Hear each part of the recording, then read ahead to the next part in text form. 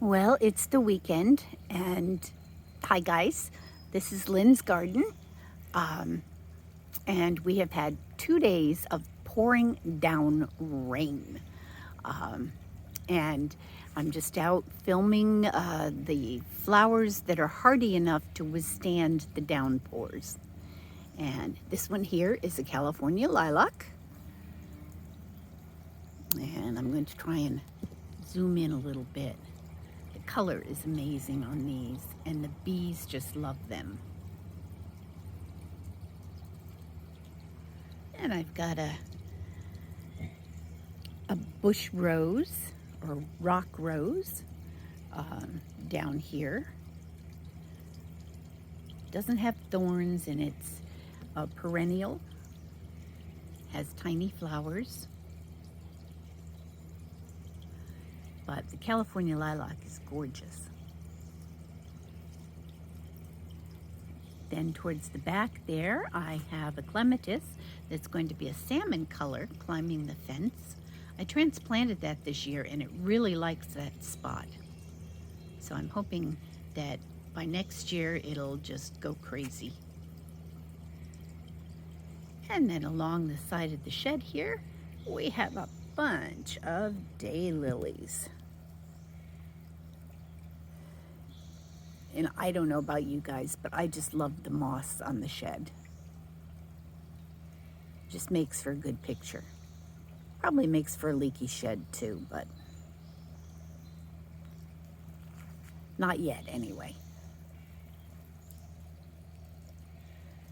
And then moving over here towards the pond.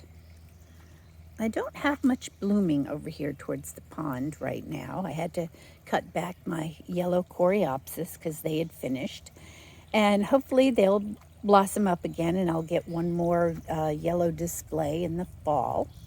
But right now I've got daisies that are about to burst. So I'll have a little color here pretty soon.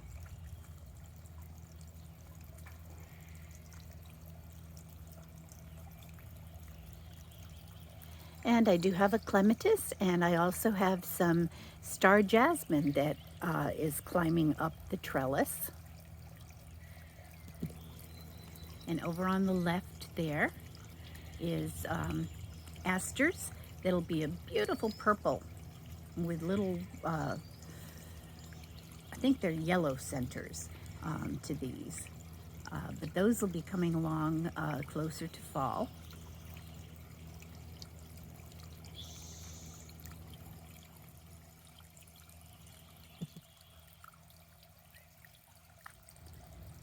And my red maple has come along very nicely this year. That's my rambling rose, which has finished blossoming, and now it's just going into a growth spurt.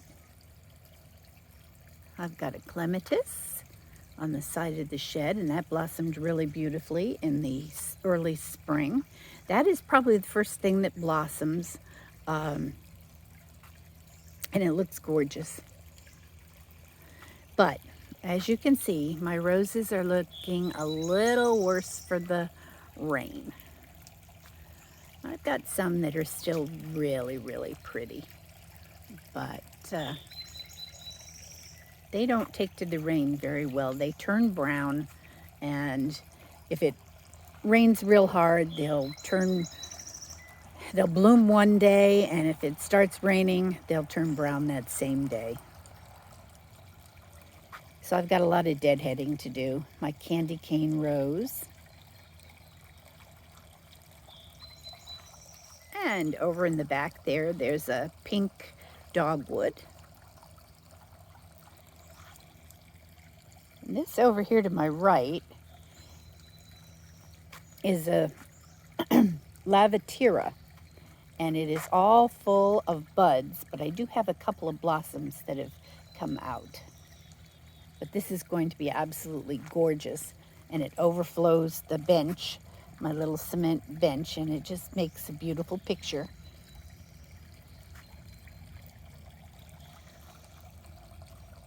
And I do have hollyhocks that are going up around that blue blue glass thing there, hand-blown glass flower. And I'm a little concerned. We've had raccoons around. I lost one large black fish, it looks like. But I came out this morning and it's warm enough for my fish to be out and about, and I'm seeing nothing. Nothing whatsoever. I have 3 goldfish and 2 black goldfish. And we'll see if they come out. Oh, wait a minute. I see one under the rock there. So I know I have at least one.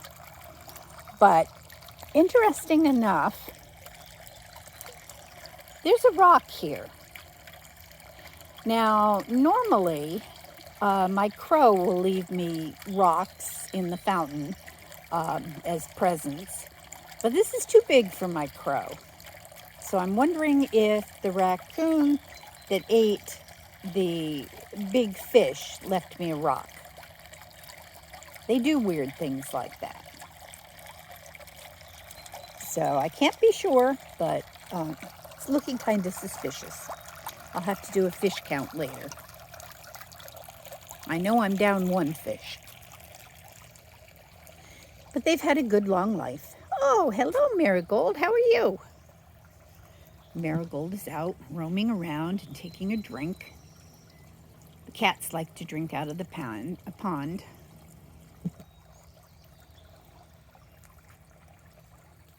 And they also like to walk the paths.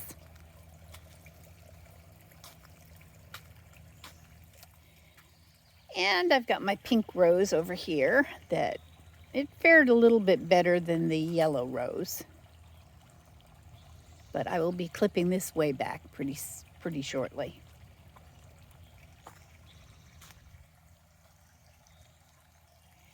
And I had to take the pansies out of the bottom portion because it just gets too wet.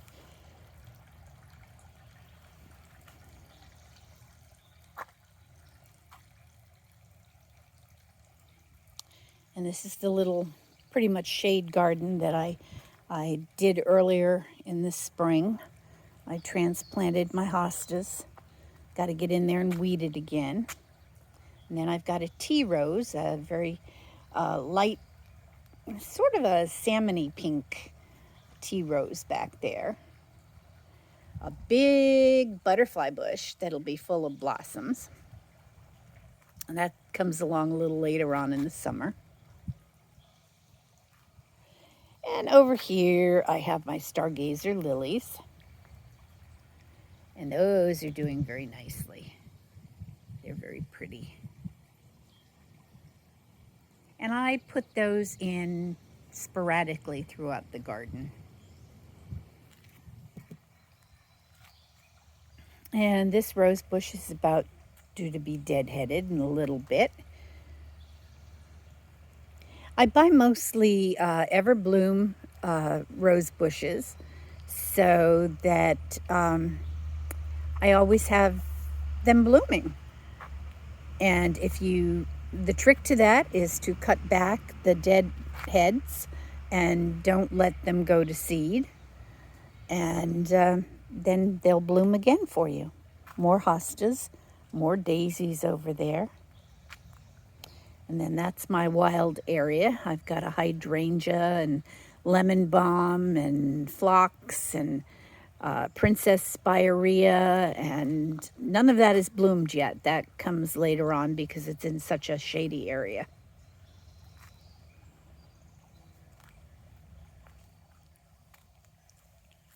And this little tree down here is one that I planted from a seed.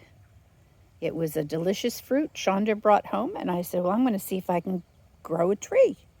So we'll see if it's self-pollinating or if anything in the neighborhood can possibly pollinate it, cross-pollinate it. If not, it'll just be a nice little shade tree.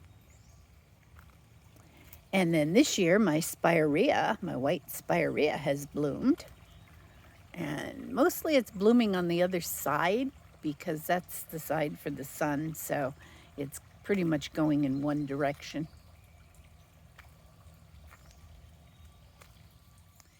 And then I've got to get in here, and the rain has beaten down my rose limbs, so I've got to get in there and tie those up. And I noticed the other day, I have several of the upright fuchsias that I put in. And this particular one is blooming. And it's not quite as pretty as my other one, but the other two actually haven't bloomed yet.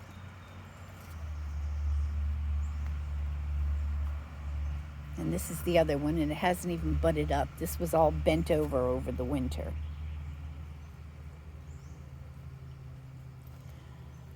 And unfortunately, my very large peony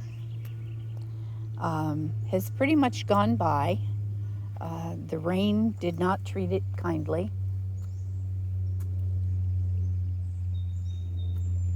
I have another stargazer lily.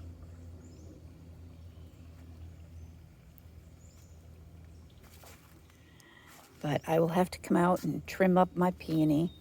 I still have some that are blossoming up and pretty. But for the most part, the biggest ones are gone. So I'll trim those up later today. And my clematis down there is looking kind of sad, kind of washed out.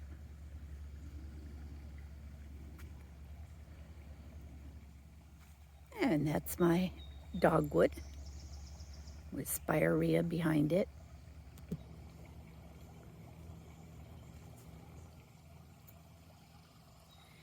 But there you have it from Lynn's garden in Port Orchard, Washington. And I also have my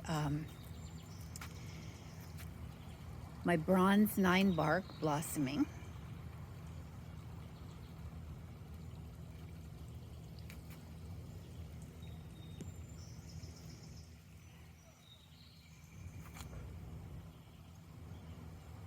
And we'll home in on Marigold over there in the chair.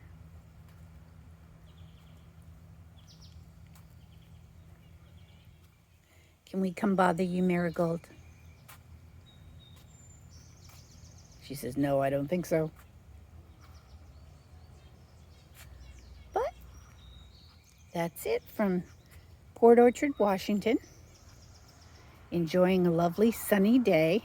Although now I can sit out in the rain if I want to, because I've got a great big 10-foot umbrella. So hope everybody has a nice weekend.